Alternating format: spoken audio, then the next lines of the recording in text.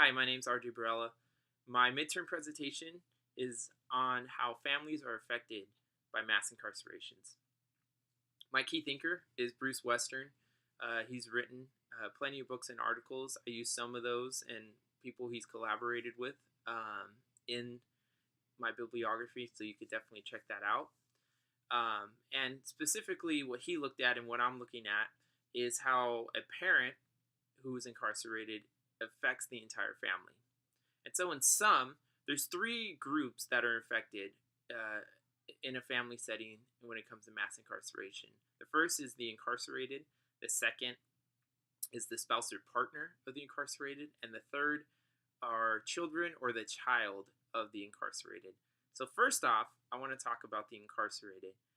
The incarcerated goes through financial effects, physical effects, and mental effects. So financially speaking, once they're released, they're not able to receive as many job opportunities because they were incarcerated. And then when it comes to wages, they don't make as much as they were making before. Some studies have shown that for males, they lose up to 30% of what they were originally making. Females, it wasn't as big, 30%, but it was pretty close to that. So in sum, they lose a lot of money and don't really gain a lot of jobs. When it comes to mental effects, they deal with depression, they deal with anxiety and stress-related issues that involve just lack of trust and distrust from the family. And then physical issues, they deal and struggle with stress-related diseases and infections that are just more likely to happen. For the spouse or partner, they're also affected financially, physically, and mentally. So financially speaking, they lost an income when one is incarcerated. So their partner or the partner of the incarcerated has to make up those financial losses, whether it's working more jobs or just working overtime or finding more opportunities to gain money in any way, shape, or form for the family. They also not only have to make up an income, but they have to pay for the incarcerated, whether that be something as small as a collect call to bigger fees such as like court fees or crime fees that involve what the incarcerated did. When it comes to physical effects, very similar to the incarcerated, they deal with depression or mentally depression, but stress-related diseases and just more prone to just stress and anxiety. Mental, going back to that, depression, they also are prone to social isolation simply because the incarcerated, their spouse, their partner is arrested, and culturally speaking, at times they may be isolated by those who are around them. For the child, they have long-term effects and short-term effects.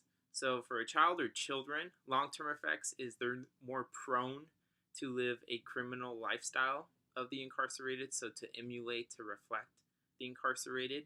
Short-term, they may be, if it's a single parent that's incarcerated or if both parents are involved with this crime, then they may be going to adoption, foster homes, or just in and out of just houses, which structurally speaking is not good for the child.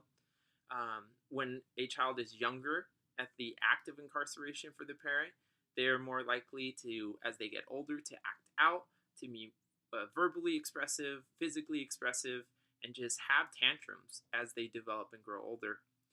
When something happens as they get older, when this incarceration happens as they get older, they are more prone to internalize and deal with mental issues that in the long run are going to affect them.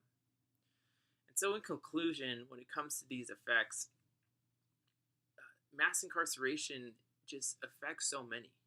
It's not just the incarcerated that is losing their lifestyle, their livelihood, but really the spouse, the partner, the child, or the children also are affected and lose some sort of livelihood when one is incarcerated that was a part of their family. And so having said that, when it comes to a conclusion or a theological basis for this, the one thing that I wanted to go towards, it was Romans 13, where before this whole thing began, that was the passage that came about, was just respecting the government and just having this notion of just going forward and just being respectful. And however, this is more than a respect issue. This is affecting lives, and more things need to be done. And so as I was turning away from that, I was immediately reminded, and even with this class, about what Jesus said, which was to just simply love the neighbor. And so having said that, when it comes to how families are affected in mass incarceration, on a large scale, that could mean something as having better employment opportunities, better transitional programs, and just better reentry programs for the incarcerated so that they're able to get a better structure and a better foundation for their family. And then even on a smaller scale, it's to simply just reaching out. That's something that in this class that I've realized is so important, where it's just as an individual reaching out to these families and helping them out in any way that I can. And so that's really all I have for this. It's supposed to be 6 minutes, and I'm about that time. But yeah, hopefully you enjoyed it, and it was good. Thank you.